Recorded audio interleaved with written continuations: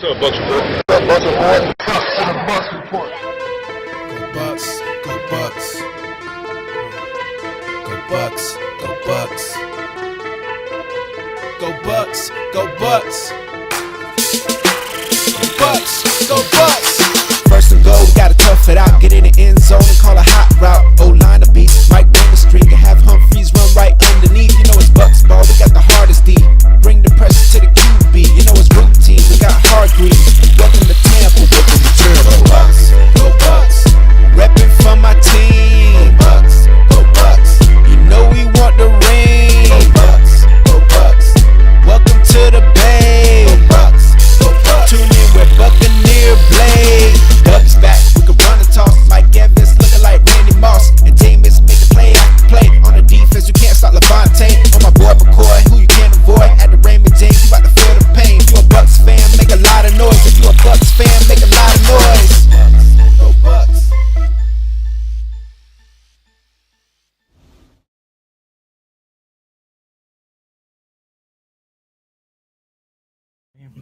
It's Mr. Buccaneer Blake reporting live from BucsReport.com, coming out of the little corner of BuccaneerBlakeSports.com, coming home fresh from the Bucs members only camp and the scrimmage and all that. It was great seeing a bunch of people I knew, a bunch of people I didn't know. Met a bunch of the guys from the Bucs Report today. It was a great time out there, sitting there chatting, talking, catching up, getting ready for football season. And I like this time of year. You know, it brings people together that you can talk about stuff like this, talk about football, and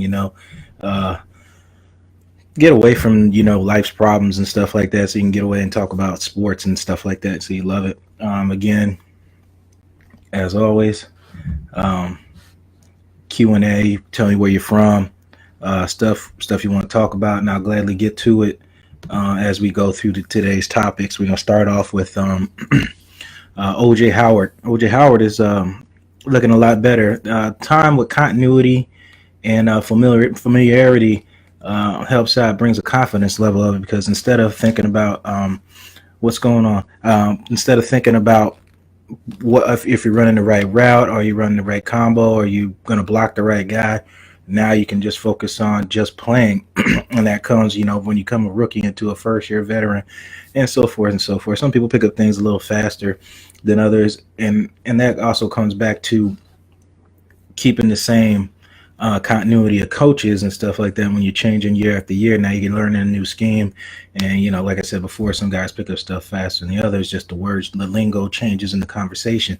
And you stick to your guns, and now you're just worried about playing instead of thinking about what am I doing. So, and I think that's what happened with O.J. Howard. Being how O.J. Howard, you didn't really get to see a whole lot of O.J. Howard at Alabama. See, O.J. Howard was going to come out there a year before, I said, but Alabama promised he would be a premier target in the system, because Bama usually runs the ball and they like to throw the ball deep.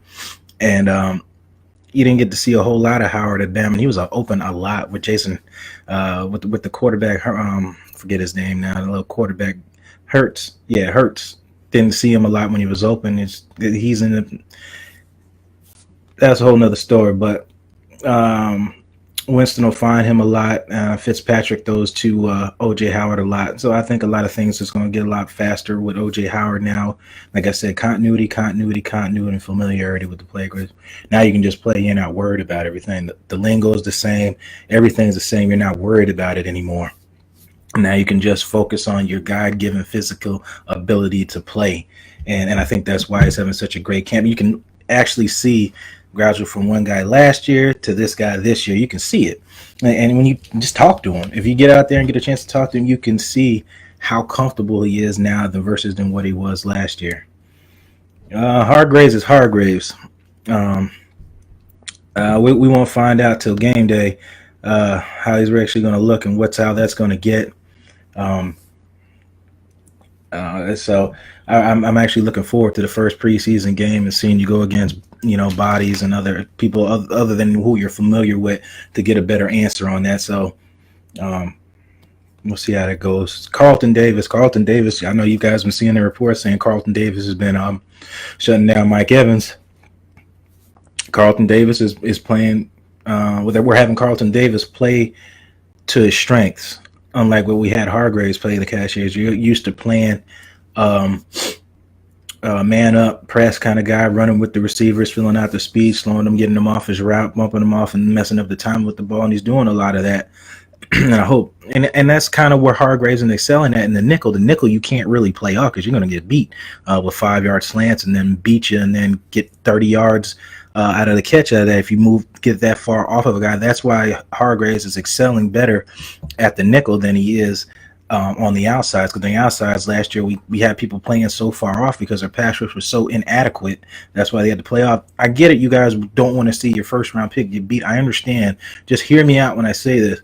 You have to play off with that defense last year because your pass rush was so inadequate and inconsistent that you cannot play press and cover somebody more than 3 seconds. You'll get smoked over the top every time because you just can't cover an NFL receiver for that long.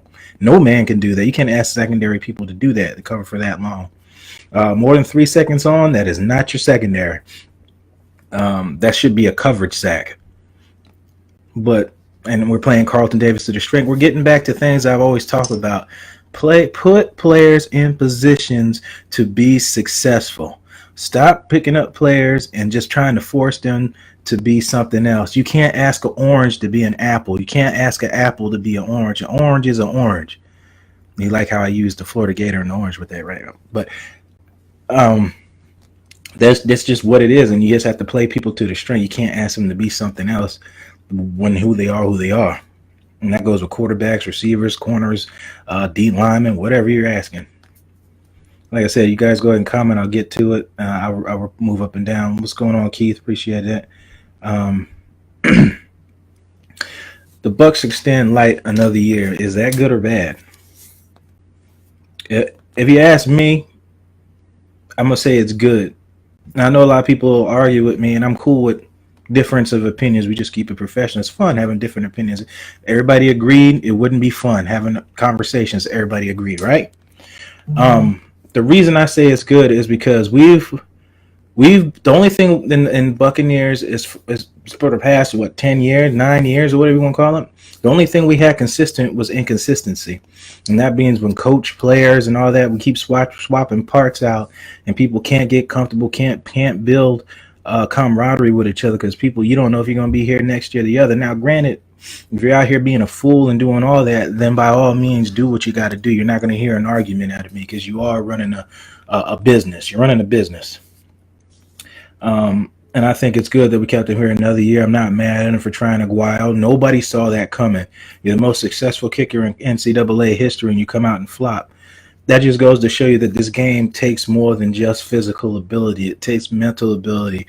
It takes being the first guy in and the last guy out. It's to be a great player in this league, you have to be obsessed with being the best. And if you're obsessed with if your goal was just to make the NFL, then you're not going to wash out in this league. If your goal was to be a Hall of Famer or something like that, you're going to be a great to average or a decent player down the line because you got the work ethic to be that kind of player. And you can't get comfortable with just making it because you'll get cut. I really wish I could get some of these guys I know on here and just talk like normal conversations, not like, like fan talk, just like regular talk. Like there's people that don't understand, like in the NFL you can get cut. There's a lot of them that don't realize that because like if you've been the star on the team your whole life, you're not familiar with getting cut and worried about getting cut. You will get cut. You will get moved from one team to the other or whatever that is, or get placed somewhere else. And a lot of players just don't realize that.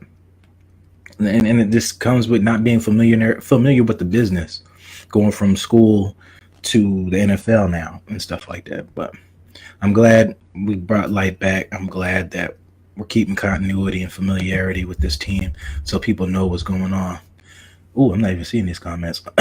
Blake is right. We always try and fix a square peg in a round hole. That's right.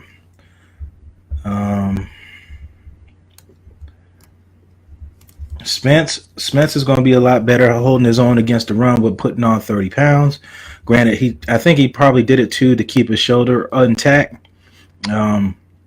Again, I'm really interested to see these packages O.J. Simpson, Bucs new GM in 2019. That's funny. Yeah, Spence is going to keep his shoulder healthy with 20 pounds added on, and and keep playing because that's really all he's battling right now is injuries. The boy's trying to ball out. He's trying to fill being a high second round pick and the best defensive end in that draft class that year that he was slated. Um,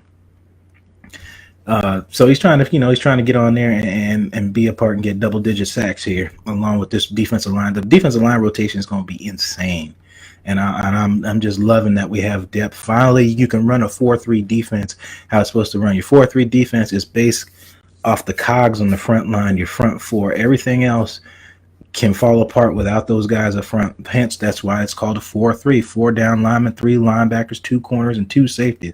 Where are most of your guys? On the front. And that's why you have 3-4, 3 down linemen, 4 linebackers, 2 corners, 2 safeties to fit what you're trying to do. I'm gonna get to some of these. M.J. Stewart, fellow UNC member, got him to sign my hat today. Talked to him, kid looked good. I'll get to that in a second. Cappa took first team reps at guard. Kind of saw this coming.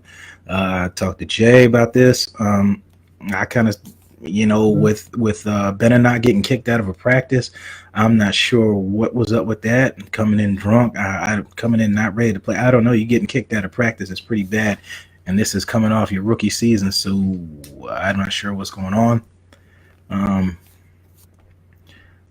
So putting Cappa at guard, you're trying to maximize your full potential with the draft picks and stuff like that, trying to get it going. I can totally understand that. And you want to protect your quarterback and be able to run the ball. We got to change the face of a franchise and establish some type of running game this year because we cannot have a repeat of 2017 throwing drop back passes, throwing 50 passing attempts per game. Quarterback shouldn't have to put that much stress in trying to move the ball with a lackluster pass protection as well. Bucs need to cut Donovan Smith and Evan Smith. Corey Brown I wouldn't cut anybody at this point. Offensive line is pretty good with depth. Donovan Smith definitely needs to step his game up when you play premier pass rushers. Evan Smith is depth because he can play center or guard. You kind of don't want to do that. But unless you got a replacement for it, then I'm all for it, Corey. But just to cut a guy without any answers, be kind of foolish at this point because this is really the learning period and everybody being familiar with each other. But a lot of people talking about Donovan Smith moving to guard because his inadequacy playing tackle. Justin Evans, he kind of flies under the radar a lot. But we'll see what's going on with Justin Evans as time goes by when pads go on and stuff like that. Where are we at? Defensive depth line. I'm going through some of these comments. Good. What should I have last year with the game? He started to pick off Tom Brady. Yeah, he did pick off Tom Brady. That's your first pick. That's kind of that's kind of something you can add to your trophy case with that one. Mike Smith, defensive coordinator. How long will he last this season? Let's play devil's advocate here, Corey. I like playing this game. Let's just say Mike Smith doesn't do his job. Who do you think becomes defensive coordinator? And me and Jay were talking about this. What would you think about if Preston Buckner became our defensive coordinator? But on the flip side, Preston Buckner is our defensive line coach. But if the defensive line doesn't perform, do you give that guy the defensive coordinator job? Because the defensive line was inadequate. Why would you give him that? That's interesting just to see how that goes. I wouldn't be mad at Preston Buckner. I like his attitude. I like his fire to get under people's skin and push people to the maximum level that they can play at. And I like that. And like I said, that comes with being complacent and stuff like that. People don't get comfortable in the position you're in. Keep striving to be better each day. And it is hard to keep that kind of motivation for any person at anything, any kind of job you do. I mean, do you come into work every day fired up to be the best you can do? No, you don't. You got stuff going on in your life and stuff like that. It's kind of hard. But that's the kind of energy we need here and we haven't had for quite some time.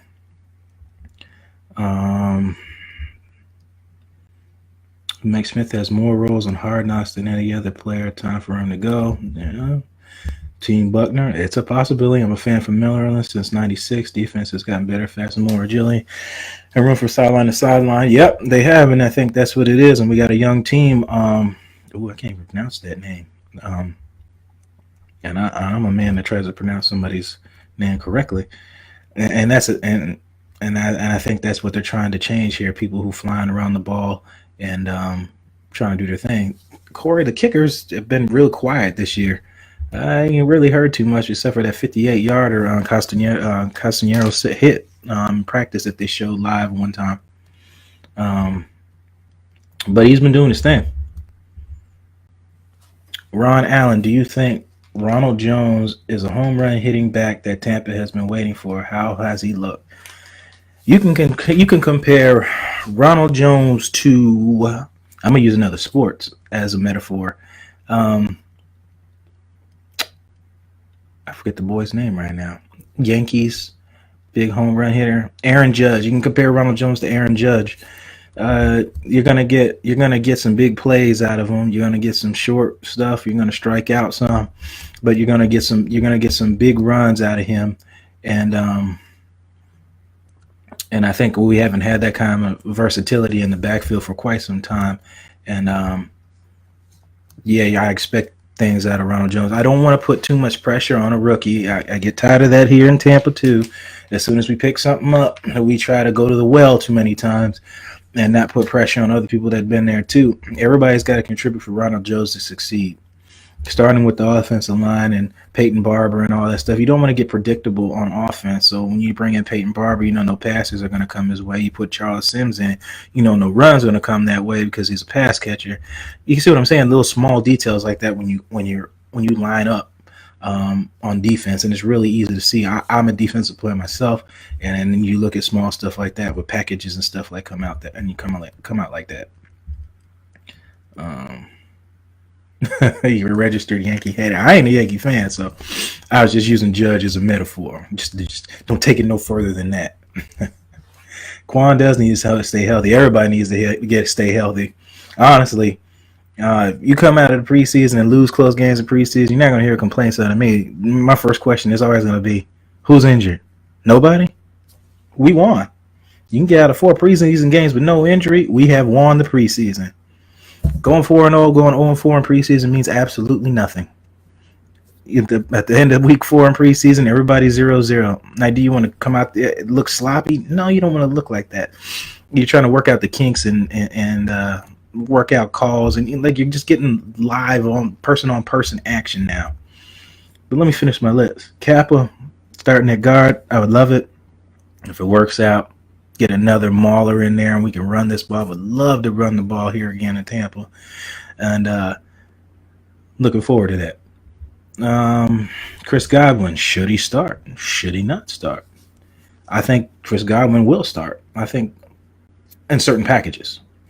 I think Deshaun will go to the slot. I think Chris Godwin will go to the slot. I think Humphrey's going to move around. I think there's going to be a lot of packages, different same formations with different variations in it. I think you're going to see a lot of that. Now that Dirk Cutter has stepped away from the offensive play calling and focusing on coaching, you're going to see a lot of variations, and he can focus on looking at the team as a whole and letting Monken run the offense. And I think that's a very mature step for Dirk Cutter, being a young head coach himself and stuff like that. And it shows a lot in the man when he can show humility and know you need to get better in certain places for the greater good of the team. That is being a team player. That is the steps that it takes to move a team forward. And if people can buy into that and get behind you and see that you're striving to be the best coach, the best assistant, the best backup player, it helps your team in the long run. And everybody sees it. Like I said, I know NFL is due with money and stuff, but there are some players that play for the love of the game and the love of the fans and the love of your other teammate and stuff like that. And that's great when you have that there. But Chris Godwin will get a lot of reps, and I think he's going to do something great and be special for this team. He actually stood after practice and took extra plays and practiced a little bit more, trying to work on his craft a little bit more. And that's the stuff you want to see. First one in, last one out. She'll give up play calling so he can focus on the team. Yep. And I think that's what he's done. And that's a mature thing coming from a grown man, knowing that you should take a step back, tight end play. Yep, they're going to run double tight ends, and you can run or pass out of those formations, so teams aren't going to be exactly how to line up. It all depends on who you're playing against. If you got run stopping linebackers, then yeah, it's probably a good idea to run double tight ends and force them to cover your tight ends when you know they're not good at covering. It all comes with game time situation. You just got to look at small things like that. I know as fans, you get caught up with just looking at one part of the game, but you got to look at matchups too, and then that's part of the way the play calls are called. Beckwith, I think he's still not ready yet. It's coming closer and closer. If I had a prediction, I'd say I'd be ready to see him probably around the week 2 of the preseason, hopefully. See how they go. Let me get to the last thing. I'm going to get to all you guys' Q&A because you guys got a lot of stuff I want to answer. Chris, M.J. Stewart, my boy from UNC. He kind of got beaten on one video with Chris Godwin, but it's Chris Godwin. We're just talking about him, and one-on-one coverage, great coverage. Just Chris Godwin came down, made a great catch, dropped the mic on him, dropped the helmet and the ball, and just MJ. All you do is just turn around and walk back to the huddle. But M.J. Stewart and Carlton Davis, I think they're going to be, great and be a good tandem for this team. The duo might be a trio if Hargraves comes into play because you'll be like Donnie Abraham and Rondé Barber.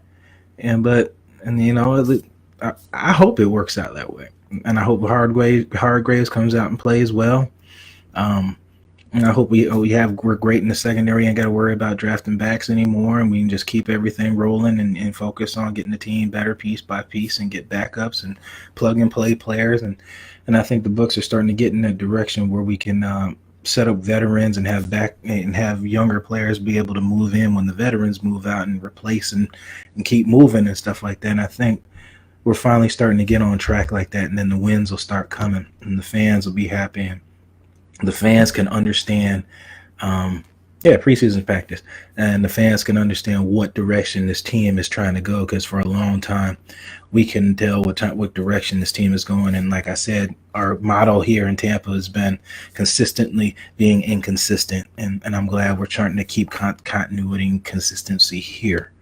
If Winston can finally get on track, we ain't got to worry about another quarterback situation. I don't want to go through that. I just want to keep players here that want to be here and get better each and every day for you and I when we spend our money on this team.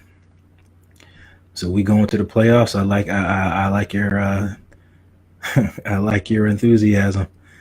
I have us going 10-6, and if our rookies, the free agent signings work out, that's always the plan. Injuries, the key problem with the seasons and when stuff goes bad is injuries. He's not calling the plays anymore. Thank you, God. Yep. What's my take on the second team defense? When you say second team, do you talk about it as a unit? Because the defensive line is going to be a rotation. It's going to be kind of like basketball. You got your first unit, your second unit. You both play, but it takes injuries, fatigue, and stuff like that. It's a rotation thing that we haven't had here. Cordell Lambert. It's going to be a lot of rotation. So, and that's the kind of stuff I'm talking about is different variations of players coming in and out on packages. And we haven't had that kind of depth in quite some time on defense. So it's going to be interesting. I'm not mad at that prediction. Me neither, Zach. Does the GM go 9-7? Does he have a job? It depends on the matter of the 9-7. Anything could happen in the 9-7. You could lose a couple games by a field goal. Does it mean your team had a blow up? No, it means the other team made one more play than you did. Does it mean people should get fired over it? I don't think so. It's all the matter of the losses and how are the teams responding to the wins and the losses. That's part of the reason why Cutter and them kept their job, because the team kept fighting, especially that Saints game. That was an amazing game. No, Zach, Dirk Cutter isn't calling the plays. I don't know if you're being sarcastic or not, but he is not. Should Gerald McCoy play offensive line and defense? Well, that's funny, Corey. As all jokes aside, if I actually asked Gerald McCoy that, he would actually probably try to play offensive line because that's just the kind of guy he is. Kent, I'd like to see Griffin get one full game in preseason, and what is he about? I agree, but Griffin's got to do one thing: is get out his own way and stay healthy. Zach, Donnie. Oh, Abraham, yeah. Why no tweet football in the NFL? I don't know exactly what you mean. No, why no tweet football in the NFL? Bucs.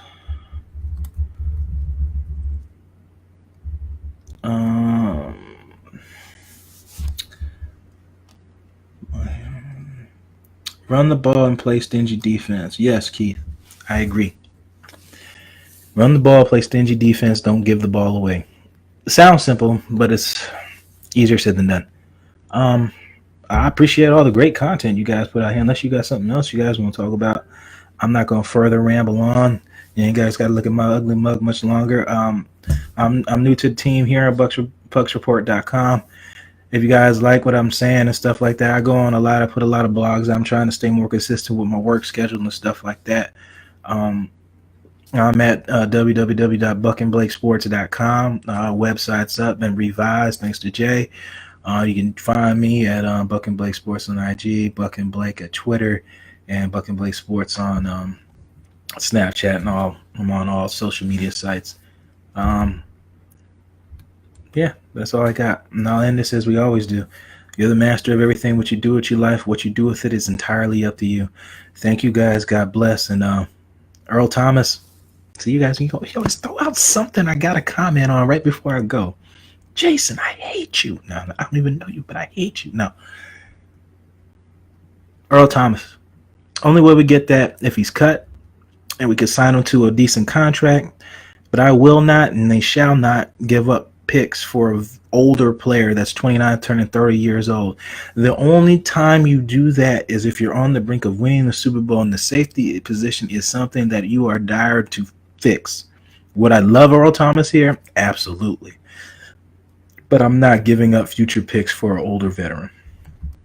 Thank you guys. God bless, and fire those cannons.